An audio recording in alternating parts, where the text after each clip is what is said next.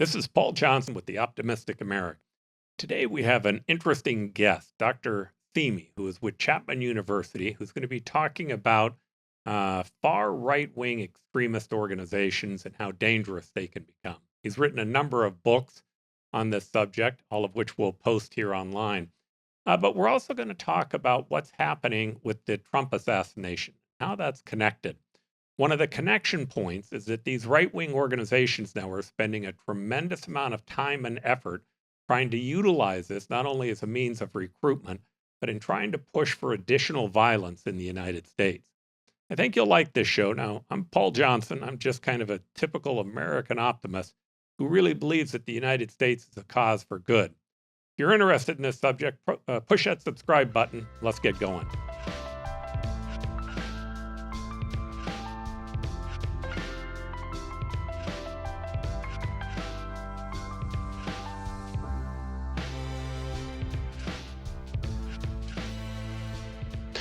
With Dr. Simi, I'd like to welcome you to the New Frontiers program. We're excited to have you on today.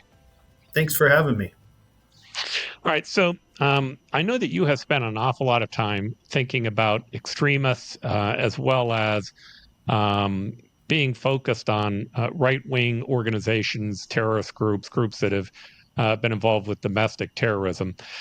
This week, we had a big event. The big event was there was an assassination attempt on President Trump. Now, that assassination attempt was done, as we now know. We're still early in the process. Today is Monday. Let's see, what is it? So our viewers will know it's Monday the 15th. More information is certainly going to come in, but the information that we have about Thomas Crook so far is fairly sketchy. We know that he was a Republican. We also know that he gave like $15 to some Democratic cause. We know that he had an AR-15. We know that he didn't write a manifesto. It's very possible that he's some liberal, some closet liberal that decided to do this. It's also possible that he's a never-Trumper. But it's also possible that he's really a right-wing nut who was looking to commit some or start some type of race war. Although everything that Dr. Bashah has seen and everything that she has said about it is he probably is just a one-off. He wasn't any of those things. He just ended up doing this for the wrong reason.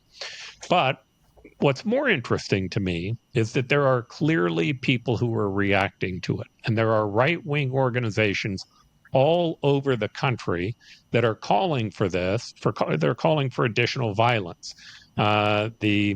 A variety of different people. Fontes, who many people may remember, which was one of the guys that visited with Donald Trump inside Mar-a-Lago and is a renowned white supremacist, has blamed this on Israel. There have also been headlines with groups, hold on here, a group called the Goya Institute, I believe it is. The Goya Institute talked about Jews are trying to start a race war. So effectively, the point that I'm giving is that many right-wing organizations are trying to pick up on this and escalate it to the next level. You spent a lot of time studying these right-wing organizations that are involved in hate and racism as well as in violence. I know that you've been studying those from Chapman University. You've written a couple of great books on this subject. I'd like to open it up maybe just to talk, to hear your input on what you see with the assassination attempt and maybe where you think this is heading. Well, I think you point out, some important issues there. And one is that you have the event and then you have the response to the event. And that's always the case. We saw the same thing with January 6th as well. But we see it, consistently. When you have an incident like this, then there's the response. And those two things may or may not mesh very well. And what we saw almost immediately, literally in real time, with the attempted assassination of Donald Trump is on various social media platforms, you saw conspiracy theories start to widely and broadly circulate.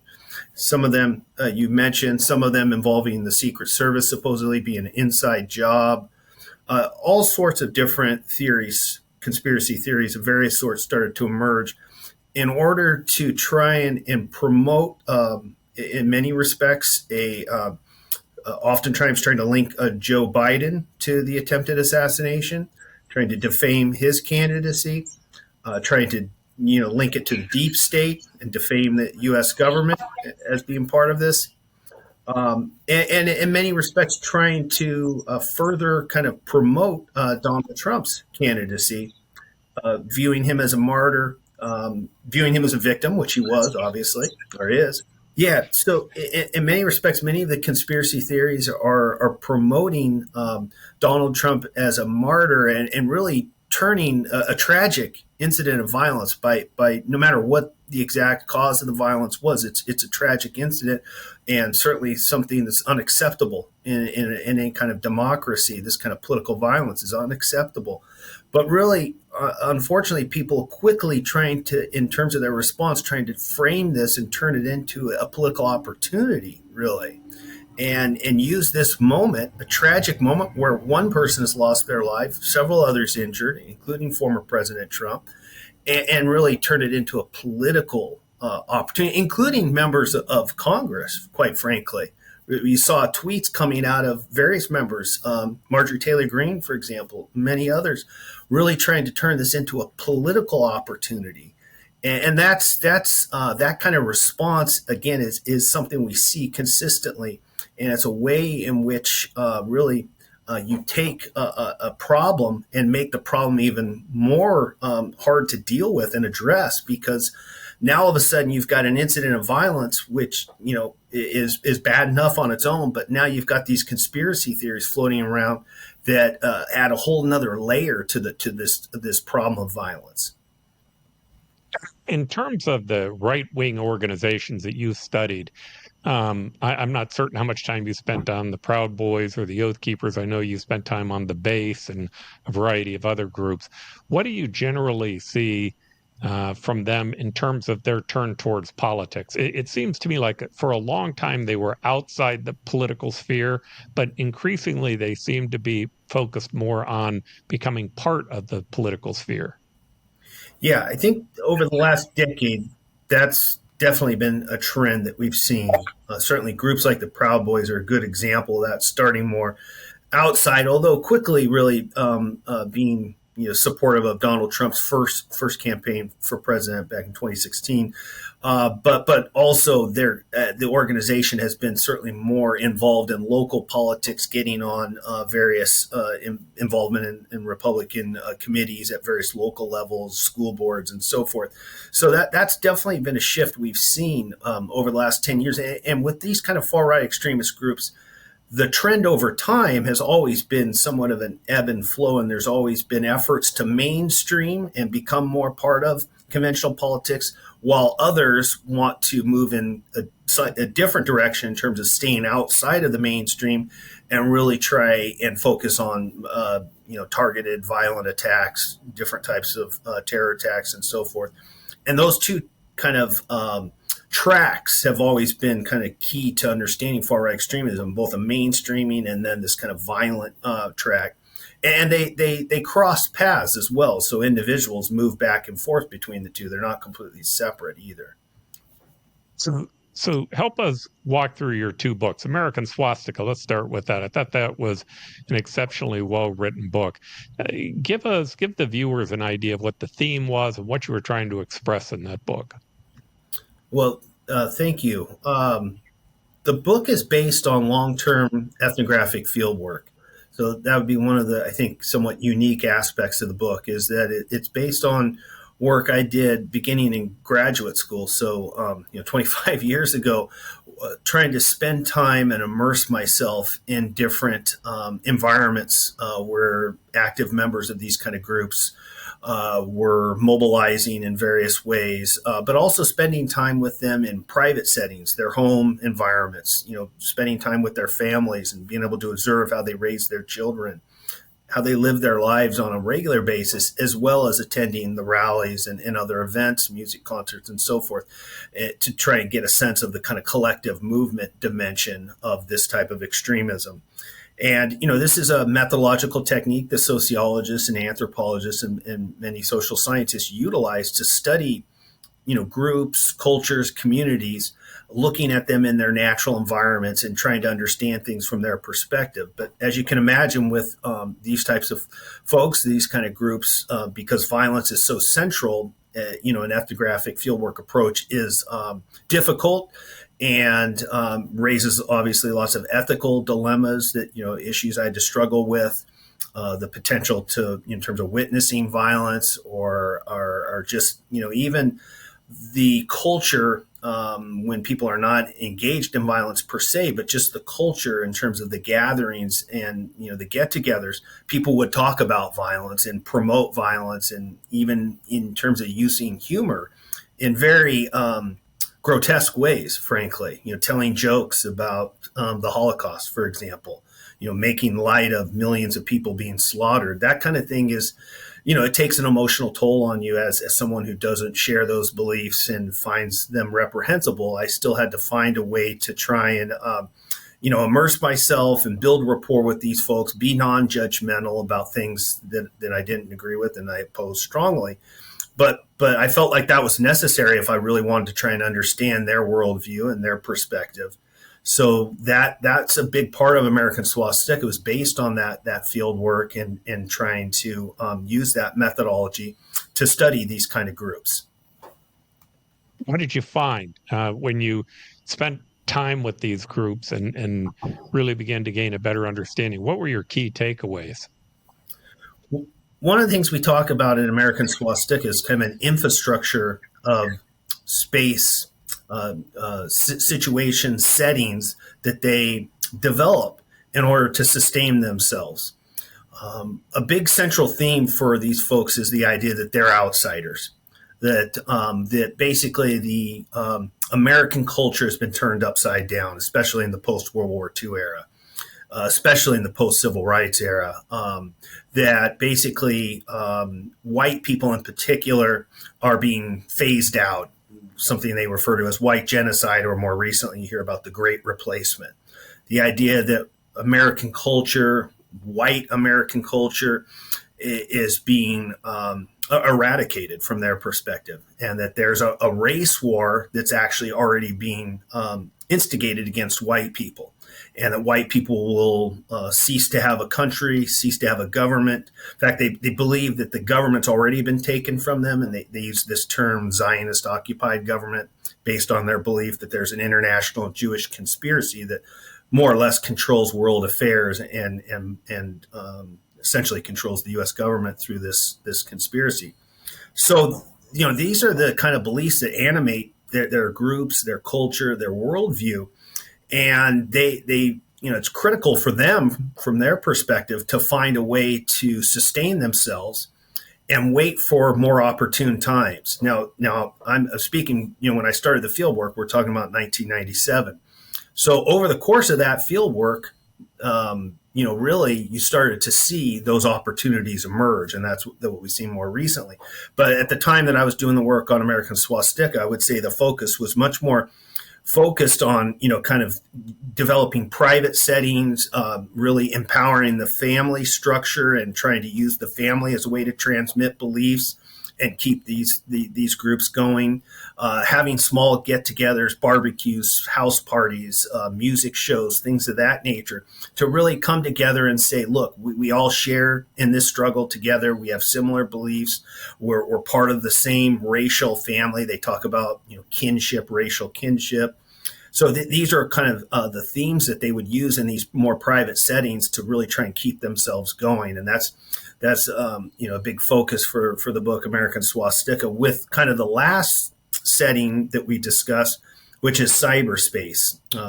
And that, is something that's plays an interesting role in far right extremism going back to the 1980s, in terms of, the early days really of computer bulletin boards, which were kind of pre-internet, but they were using these electronic bulletin boards back in the 1980s to communicate with each other, to distribute propaganda, even developing point systems for engaging in violence and so forth. So as the 90s came along and we saw kind of the Internet 1.0 with the different websites emerging, they were one of the first social movements to really understand that technology and how powerful it could be. And so by the time I was doing my field work, they were, very well equipped in terms of developing websites and so forth. And so we described that development over the late 90s and into the, first decade of the 2000s. Obviously, now more recently, things have changed with social media. How did things change between that first book and the second book, Hidden Spaces? Yeah, so in that, one of the things was the technological developments in terms of digital technology.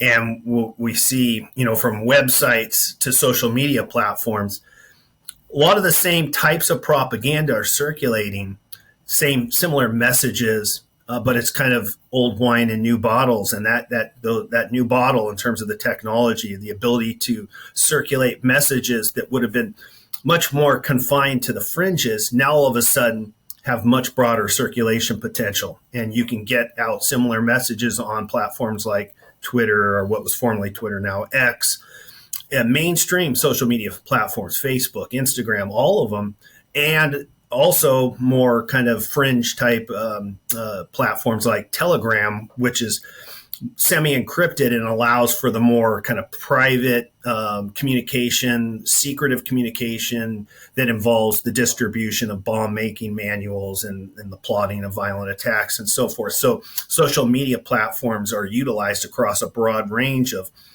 different types of communication, whether it's the more mainstreaming type stuff or the more kind of private types of communication linked to violence in particular. And again, the scale, the speed at which the communication can occur with this new form of technology, it's just unparalleled, and we just haven't seen anything quite like it.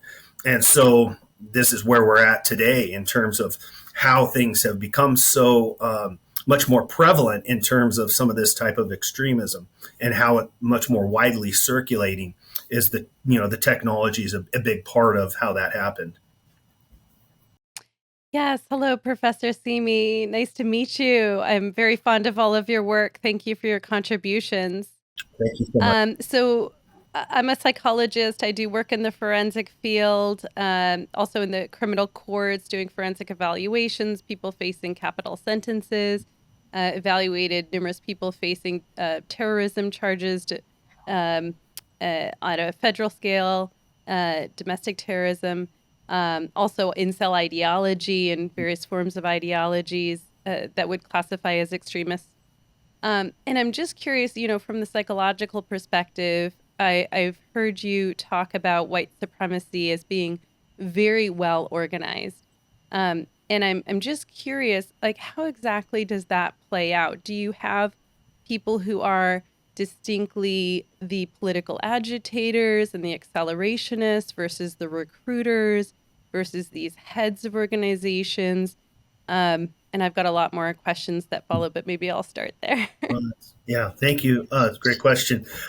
One of the things we try and do in our new book, Out of Hiding, is talk about two types of white supremacy: the most overt and visible extremist white supremacy, and then institutional white supremacy. And scholars, often there's been a lot of work on both of those types, but oftentimes kind of treated them separately. And we're trying to look at them in terms of from a kind of integration, like a holistic perspective, because they really are intertwined. And it gets to the issue that you've asked about in terms of organization. So first, I should say, among extremist white supremacists, groups, that historically we think about, like the Klan, the Ku Klux Klan, or racist skinheads, to more recently groups like, the Proud Boys, or groups like the Base and Adam Waffen or Nick Fuentes in America First. These groups often, I think, are stereotypically perceived as being, well, they're just kind of a bunch of yahoos, not very intelligent, not very sophisticated. I think that's the stereotype, at least that's been a kind of long-standing stereotype. It's really never been accurate. It's certainly not accurate today, but it's really never been accurate when you look at groups like the Ku Klux Klan and their long and unfortunately quite substantial history in this country.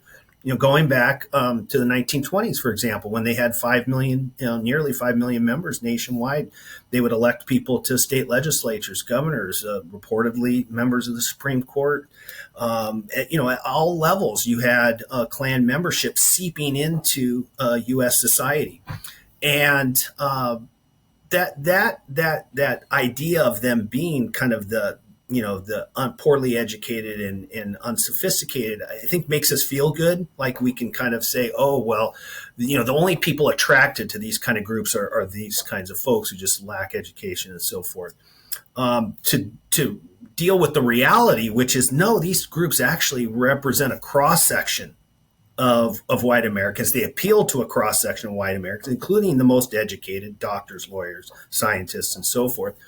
And they can be quite sophisticated in terms of the technological issues that I just described a moment ago. That's pretty good evidence that they were well aware of how they could use computer technology to their advantage. And so that's, I think, key to recognize. And so what that means is that, yes, there are folks that are part of these groups or part of the movement more broadly who specialize in recruitment, who specialize in how to develop propaganda videos, how to develop certain narratives that might be attractive or appealing to young people.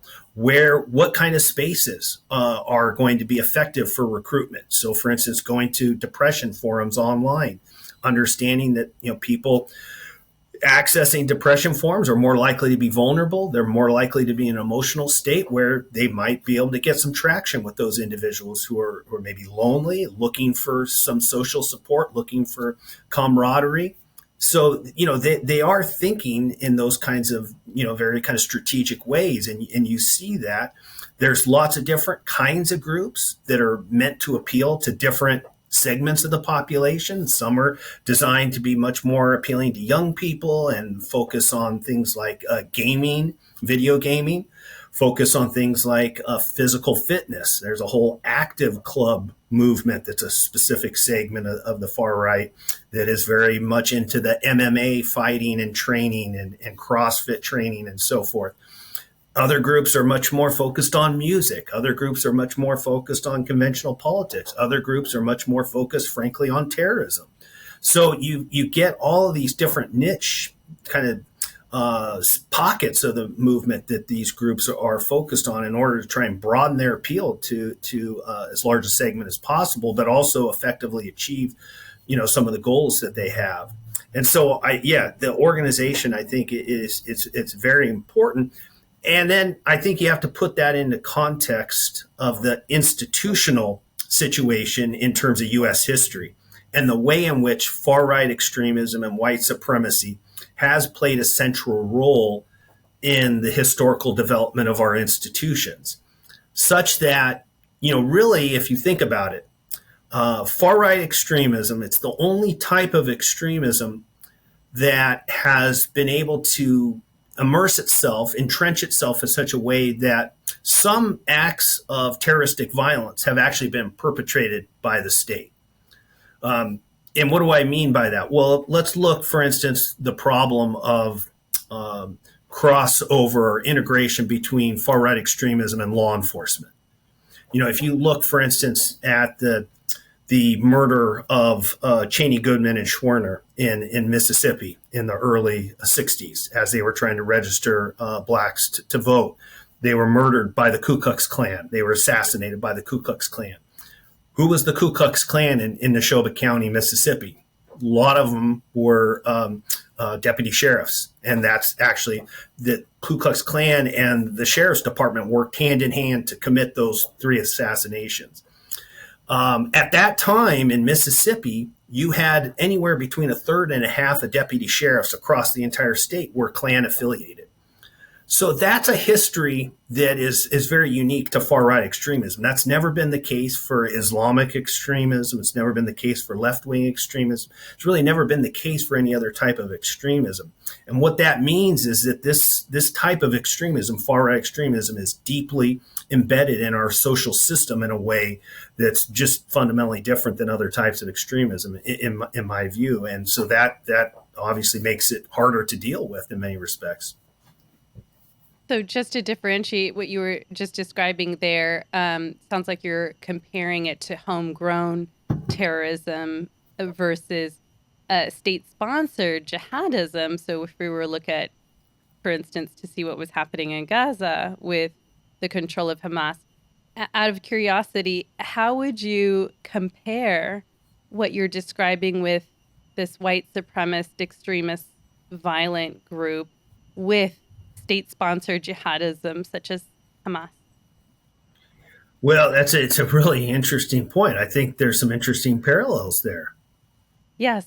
Yeah, I think there's and I think your point seemed to be more that where they're unique in American history. No, I just mean U.S. history. Yeah, absolutely. But in American history is that they've begun to integrate into institutions within the United States. Emily's obviously talking about Hamas, where the radical Islamics have integrated into the government of Gaza.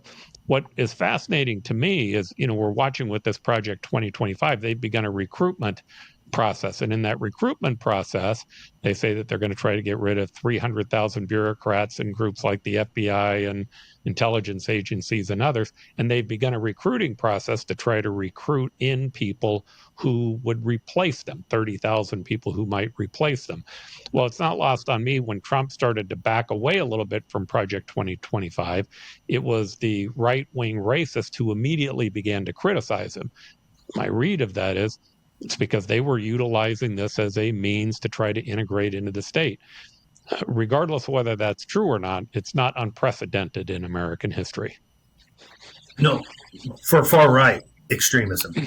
Yeah, exactly. Exactly. Yeah, and I was speaking just strictly about U.S. history in terms of, I think globally, then that opens up the possibility for some interesting comparisons, and I think there are some interesting parallels there with groups like Hamas and their relationship to the state, and other types of extremists and their relationship to the state, that I think is comparable to what we've seen with the far right and its relationship to the state here in the United States. I think Project 2025 is a great example of the way in which the far right does try and situate itself in relation to the state, but also the recent really progress from their perspective that they've been able to make in terms of bringing to fruition things that have been talked about for decades, but really in this current moment, really seeing a set of opportunities that are moving in their direction. Yeah, they definitely seem to be great at taking advantage of opportunities. They've become normalized on the right. It used to be the Proud Boys and the Oath Keepers. They were considered to be the alt-right. I'm not certain if they're not more integrated into being part of the right today. In fact, I think the folks who used to occupy the right, national security expert, fiscal conservatives, the business community, I think they're just out. They're really no longer a part of the conservative movement. They're on the outside looking in. There seems to be a new right coalition that seems to be forming. And what we're seeing with Project 2025, to me, is the culmination of that. So when they start focusing on the idea of recruiting, are they still recruiting in the same way? I mean, did they still utilize, in the groups that you were working with, were they still utilizing ideology as a means to be able to try to recruit people and then buying them into the dogma? Was that the concept? It happens in a lot of different ways. I don't think there's any single way that's kind of uniform across. But I will say there's a tendency for folks to be attracted to a lot of these groups, and it's not necessarily all about ideology on the front end. Sometimes it's more about other kinds of more social aspects. People who are, again, I mentioned earlier about the importance of social support and camaraderie, looking for some of those kinds of things that might be missing in their lives for whatever reasons. And the ideology isn't necessarily the initial point of attraction, but the ideology obviously is part of it, and it becomes more and more important the more the person gets indoctrinated into some of these movements and groups and so forth. So sometimes the ideology kind of comes after initial recruitment. Now, there certainly are instances where the initial recruitment is the point of attraction, and then that's what draws a person in. But oftentimes it's not so much the ideology at first. And That's an interesting nuance. Dr. Bashah and I wrote a book called Addictive Ideologies, and in that book, we spoke about the idea that it's ideologies that focus more on victimhood that tend to become more violent. But I think the nuance point that you're making that's important is that oftentimes it's just the gaining of social acceptance that begins to attract people, and that could be through gaming for a young person, or it could be through a backyard barbecue or a dance or a music festival. Any of those things begin to bring people in. But in our experience, and I'd love to know your thought on this, the ideology became an important step to radicalization, beginning to getting members to objectify people who were on the out, people who were outside of their organization, and then to move that to a point of being violent. Is that similar to your experience, or do you see that differently? no, I think that's quite similar. I wouldn't necessarily say it's absolutely necessary, but it's certainly, I think, frequent and a critical component. And while we might be able to, I think we can point to instances where even you have a person who never really fully buys into the ideology. The ideology is not all that prominent or important for the person, and they still engage in violence. But I think if you were trying to guarantee violence, within this context, the radicalization through the ideology and getting them to really commit to the ideology would be more likely to produce the violence. I think it certainly increases the likelihood of the violence and the person staying in that violent role as well, in part because of their commitment to the ideology and seeing the violence effective. When you look at the Oath Keepers as an example, Rhodes, you spoke about oftentimes we pigeonhole these people as not being very smart. I mean, Rhodes was an Ivy League, Yale law student, a very bright guy who kind of understood exactly what it was that he was doing with a very methodical, thought out plan. It seems to me like this Trump assassination, or assassination attempt, I should say, is ready made for right wing organizations to both organize as well as to promote victimhood and blame on other people to try to take that violence to the next level. Unfortunately, I would agree. Yeah, it's got all the ingredients. And so I think this needs to be a point of concern for all of us as we move forward, post the attempted assassination, in terms of what to look for and what we can expect in terms of some of the efforts to use, what happened the other day to certain folks' advantage, basically, including towards moving towards violence or more violence. Yeah, I think it's why it's important for news medias and for that matter, people on the left to not respond in kind. While they're being criticized as saying, hey, you guys are on the left and you caused this, which again, there's no evidence that in fact is the case. In fact, ABC just pointed out that there were 54 acts of violence that happened in the last year where Trump's name was evoked to cause the violence. But saying that, responding in kind by trying to blame Trump or trying to say he deserved it or any of those types of things just exacerbates the point on the other side. Right now, it's a time where we need to have sympathy, certainly for the person who lost their life. The person who lost their life was trying to protect their family. They rightfully were at an event to express their point of view, which is a very American thing. They were supporters of Trump. They were also it was an individual who had been a veteran in the United States military. We should start right there. The second one is everyone else who was at that event. It's no different than young kids at a concert who all of a sudden have shots ring out. We should have empathy for everyone there. They had a right to be there, and they had a right to feel like they were going to be safe and that they weren't going to be assaulted by somebody with an AR-15 who was going to be shooting not only at their candidate, but shooting at them. Trump, in terms of him being a nominee, it's important that that nominee be safe all the way to the point that certainly this election is over, whether he wins or loses, because that's a statement about American democracy and whether or not it works. This was a very bad event, and all of us should be able to have empathy as well as sympathy for the people who were there. That's different than talking about what's going to take place now that it is done, and trying to make certain that we don't allow people who are on the far right to utilize this as a means to further violence. Dr. Bashah? Yeah, I mean, just going to that political issue, I wonder about those people who were undecided in voting, and maybe how this assassination attempt has pushed them to a decision. Um, and then I think how that group, the political agitators, win.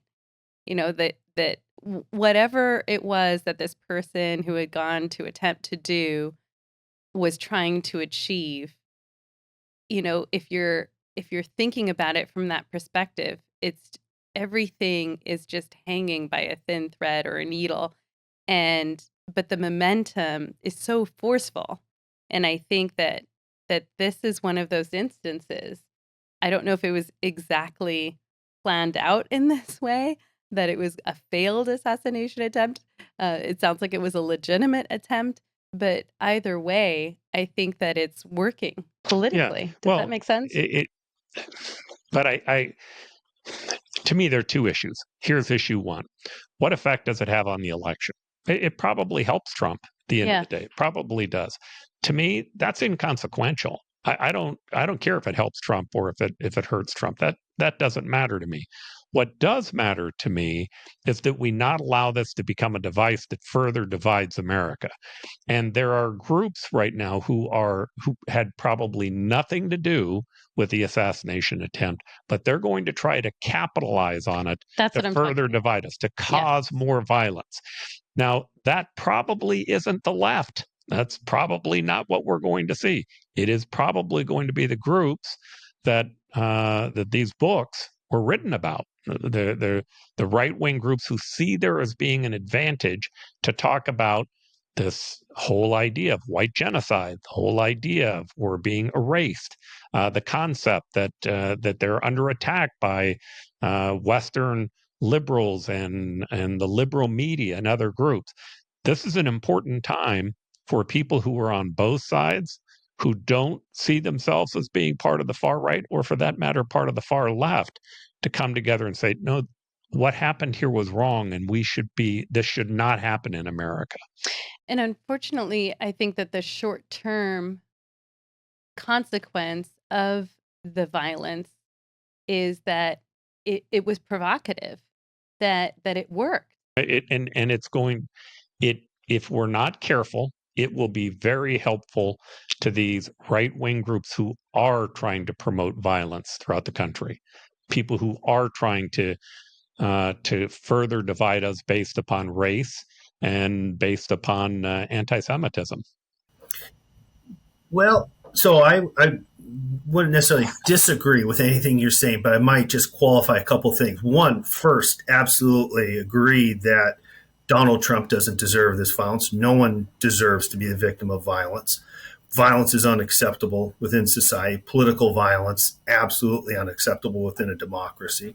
So all of those things should be said repeatedly. Our national leaders should be doubling and tripling down on the comments that President Biden made last night.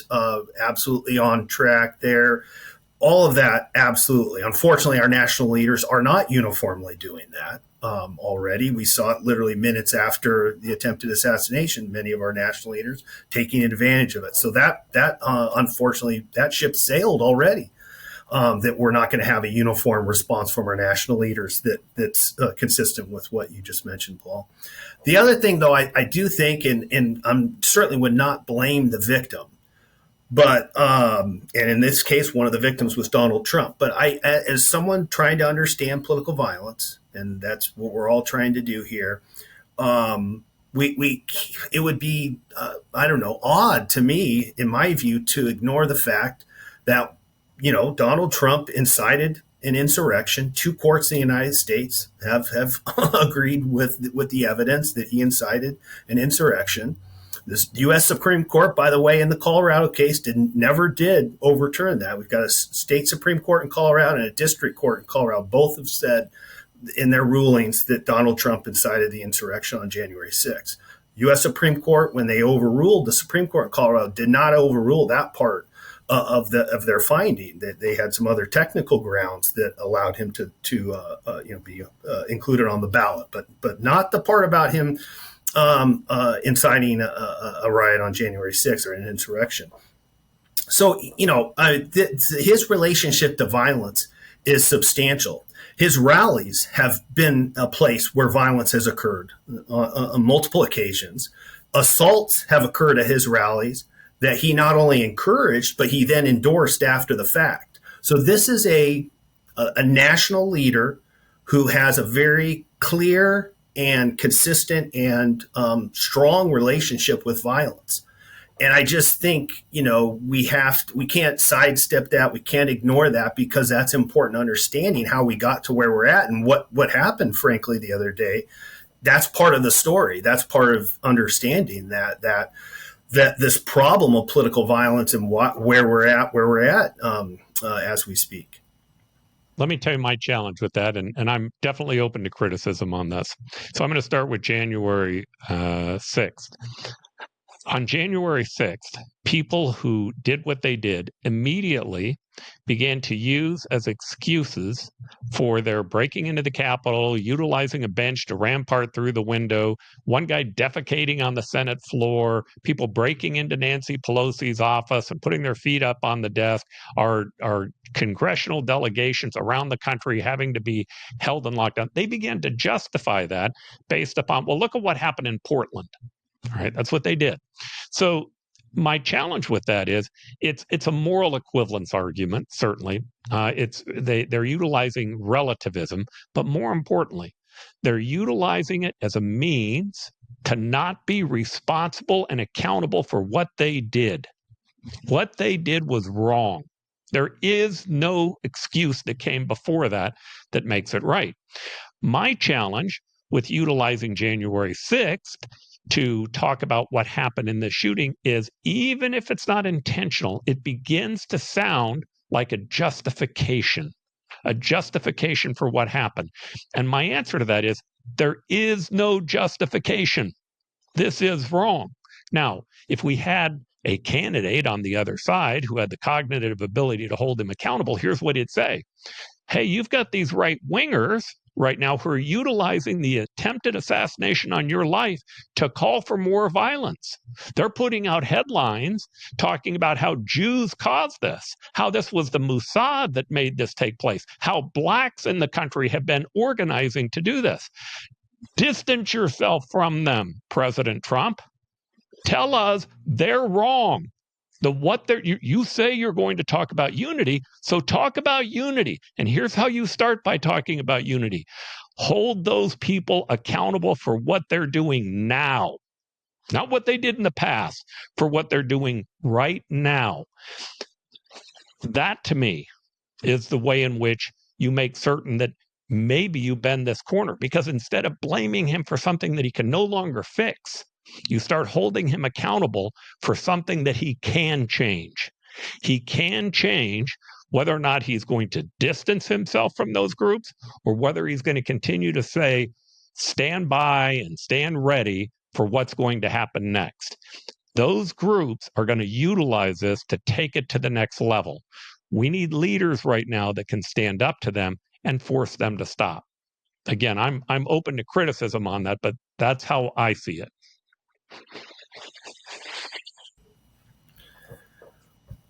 Well, don't pause too long, you guys. Wow, I'm like, which angle do we go to? So, I think about, I just go to the macro level here, and I think, okay, yes, we can blame Trump, but he's also one man, and he's trying to win a presidency, and he's got his own personal motivations and personality disorders, and I think to the laws I think to our institutions, and I think to our systems, and I think to the general public. And I think, well, where are we going to point the finger, and how are we all playing a part in this? And who can we rely on to help and restore um, the calmness? I don't certainly want things to escalate in our country, and yet I can't help but see how it's just going to move in that direction.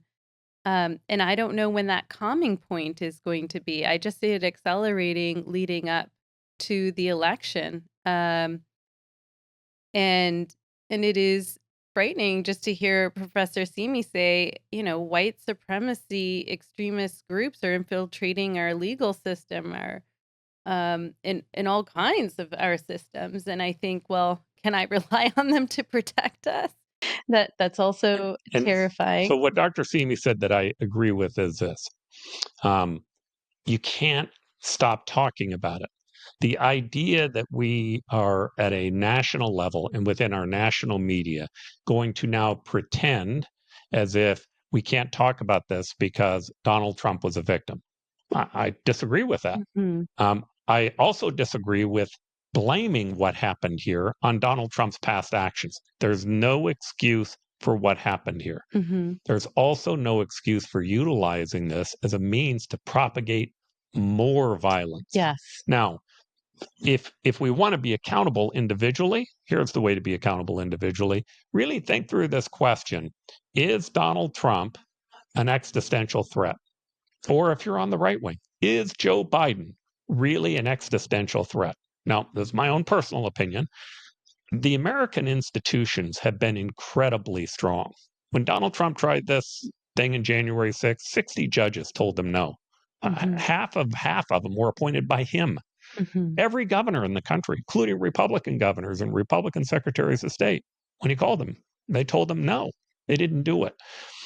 This country is stronger than Donald Trump, and it's stronger than Joe Biden. Now, I get it. People are afraid because they watch it and they think that maybe we've lost more courage since then.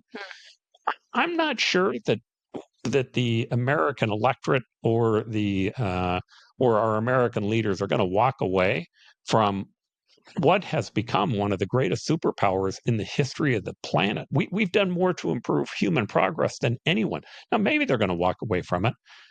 I doubt it. So I don't see it as existential. And if I saw it as existential, the problem with that narrative is, man, you're only one step away from justifying what's happening with the shooting. And the answer is maybe instead of it being existential, it's just we disagree. We think they're wrong. And what we should do in that is talk about the issues. We shouldn't quit talking about Project 2025 and the fact that they're recruiting people and the fact that there are right-wing organizations now trying to capitalize on top of that. That should become part of the dialogue. But if you start playing this game of, oh gosh, now we're going to look bad if we criticize him because there was an assassination attempt. Well, yeah, you're probably in trouble. All right. You're probably not doing the thing that you should do. There should be a robust discussion about all of this.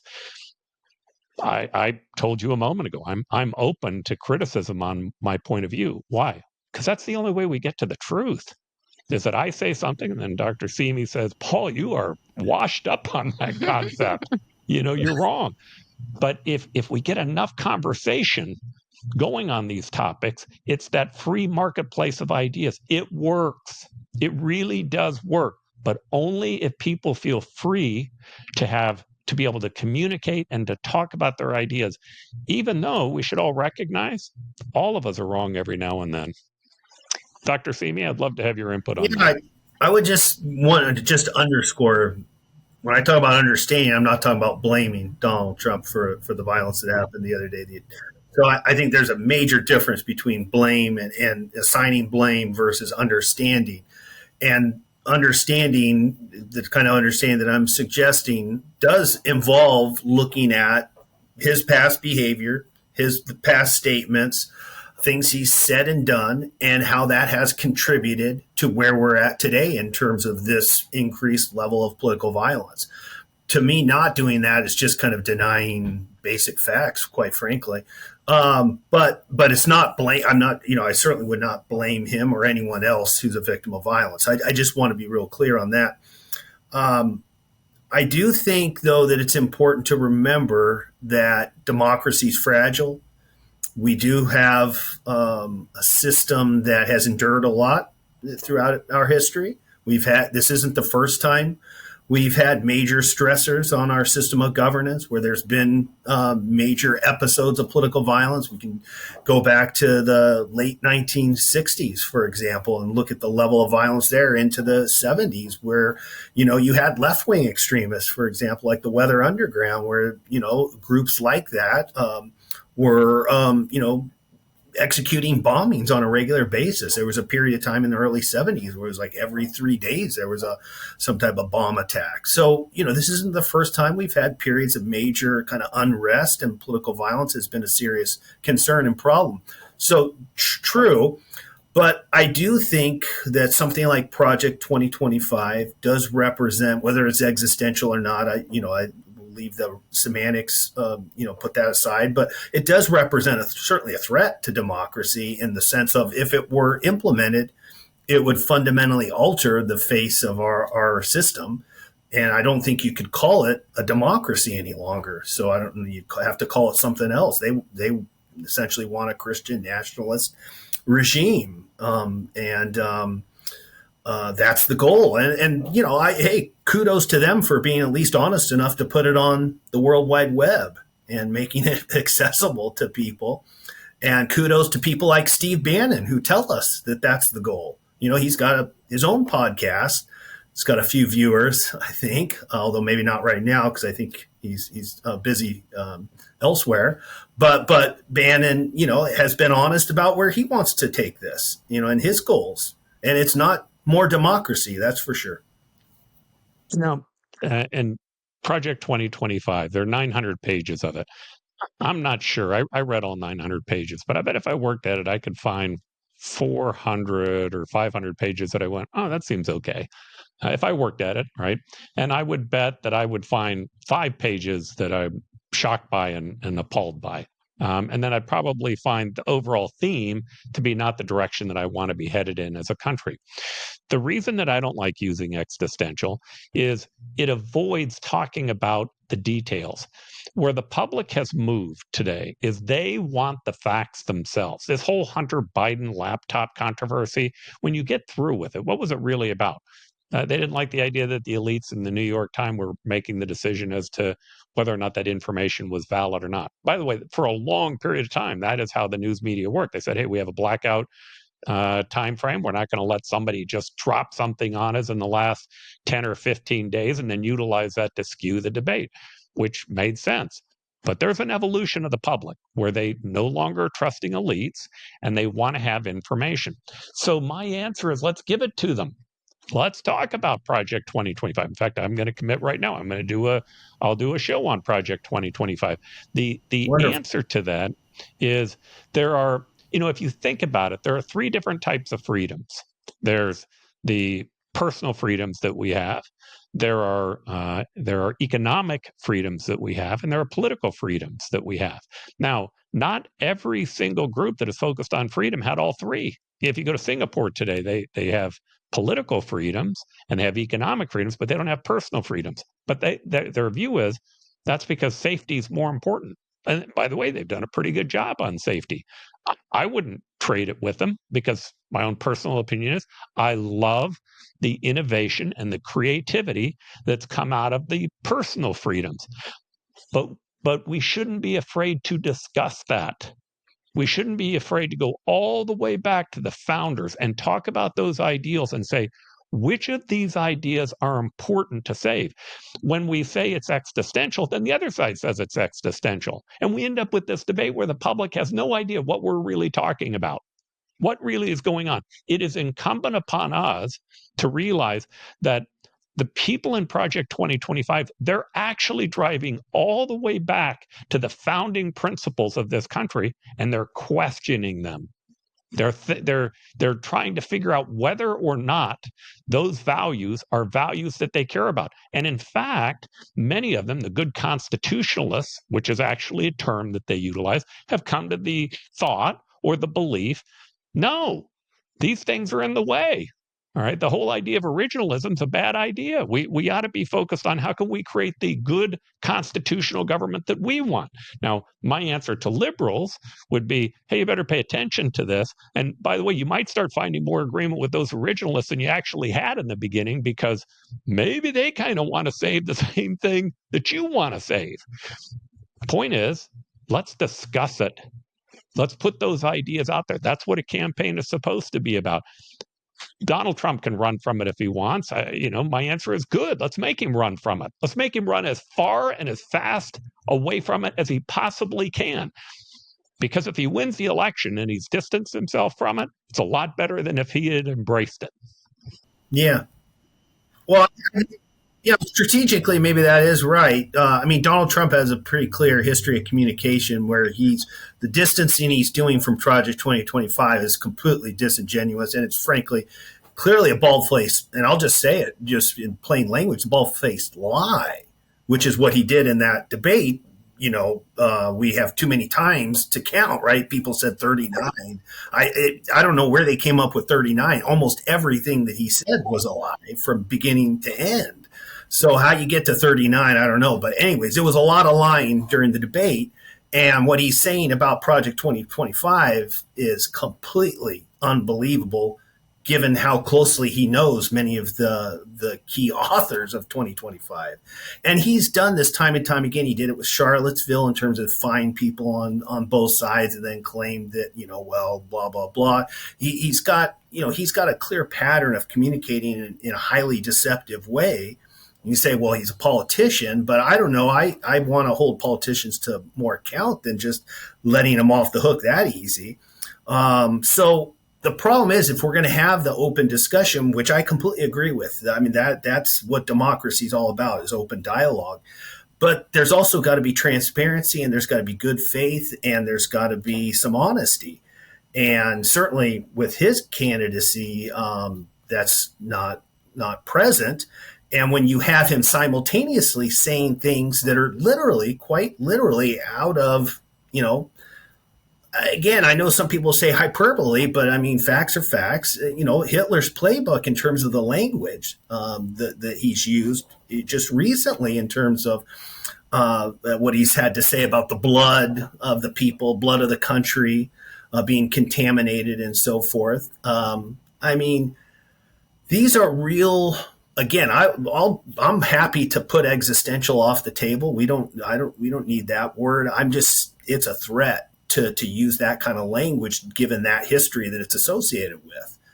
And it's hard to know how to have a discussion with what he represents in terms of, because I think you can have a great discussion. I'm going to ask you a question in a moment that hopefully will exemplify that. But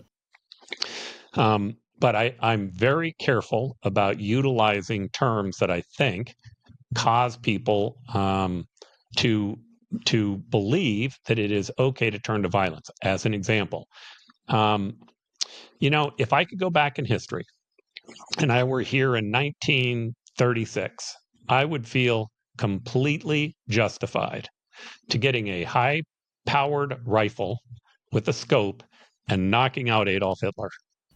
But only if you knew. Only if I knew what I know right now, exactly. I would feel completely justified in it, right? Right. The problem is comparing him to Adolf Hitler is that we're comparing him to acts of a person that we now know what he did, and Donald Trump hasn't yet done that. And so Absolutely. Somebody hears us and they think about that and they go, well, I'm justified to go kill him. And the answer is no. I don't know what he's going to do. I know that he has a set of ideas, and I'm more than willing to debate those ideas. I'm furious with the Democrats that they allowed a nominee to go forward who arguably did a lot of great things over his career and did a great job when he ran in his last campaign, but he isn't capable of doing what he needs to do this time to execute on the ideas. And campaigns are about ideas. Now, my view of this, Project 2025 is overall a huge problem. If we talk about those ideas, we can find success because the American public is a lot smarter than we give them credit for. I hear people all the time say, "Oh, well, it's the American public. They just don't know." Yeah, they don't know because you're not talking about it. You're simplifying these things down into terms that they're just going to dismiss you. They're going to dismiss you because it sounds like it's too much. But a discussion about the ideas isn't. Now, that's going to take me to my last question for you. So you spent a lot of time with people on the right, people who, let's call them the alt-right, people who believed that the existing Republicans at the time had been cockled, which was the word that I heard coming out of the Proud Boys and others. That group you talked about in the beginning as being very good at going back and working their families and other groups and waiting for opportunities. In your experience, how will they try to take advantage of this assassination attempt? What would you tell us to either anticipate or to make certain that we're preparing for, or for that matter, trying to create an inoculation against? Well, I think it's many of the things we've already kind of discussed is that it's going to be framed as an attack on us. So it's going to they'll try and collectivize it that Trump is a symbol. He's a target that represents us, and so we're all being attacked by this assassination attempt. And of course, it's going to create a kind of martyrdom around Trump, but also in terms of what Trump represents for them. And there'll be lots of different conspiracy theories that will be helpful in terms of framing ideas in particular ways and who was responsible for this. And there'll be different versions of those stories. It's not going to be one uniform explanation necessarily, but all of these kind of efforts will be working in the same direction.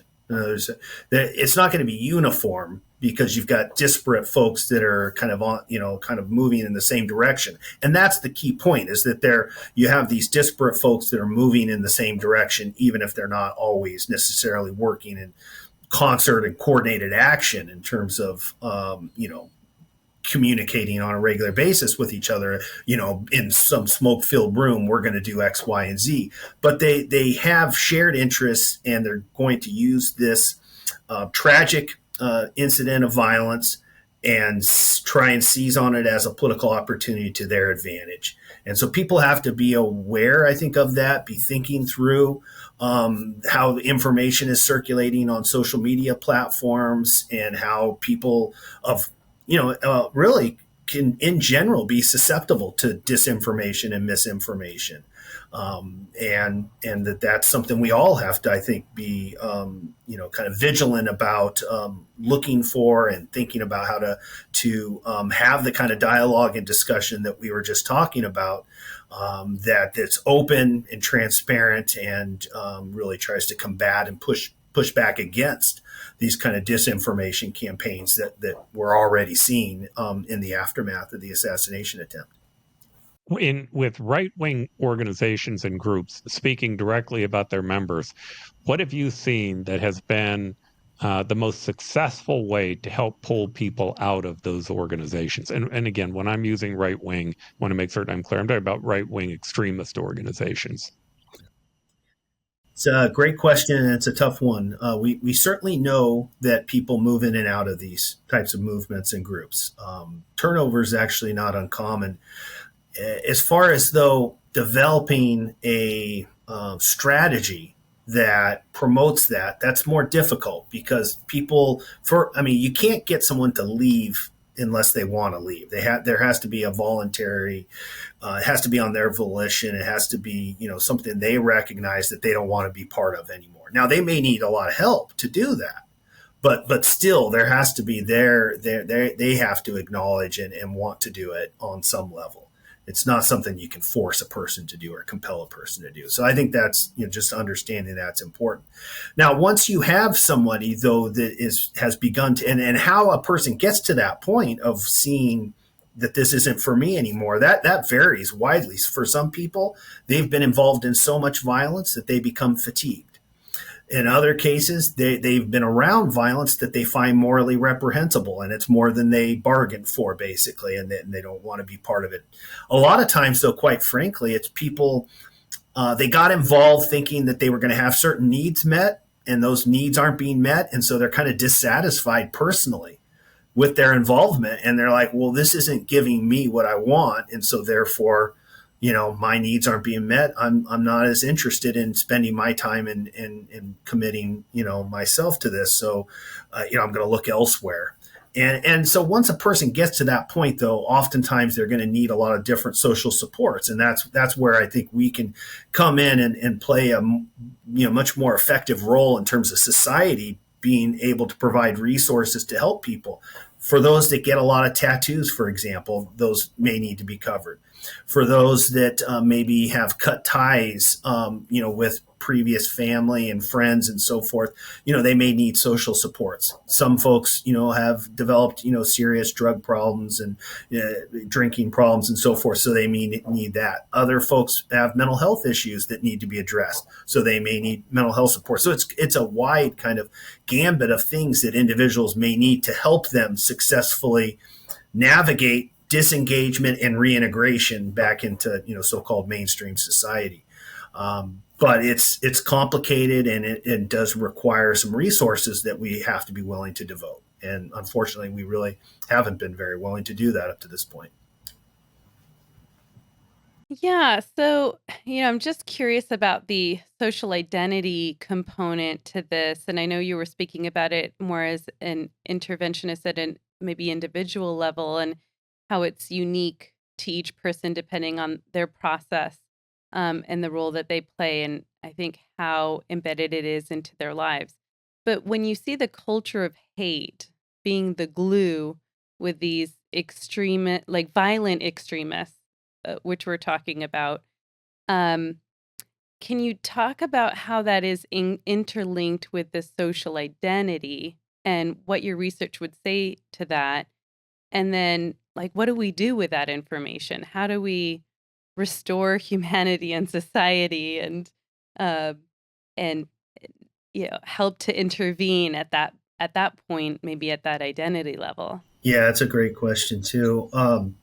Look, I think, I don't want to oversimplify a much more complicated problem, but I will a little bit. Recognizing social media as a public health problem is absolutely essential.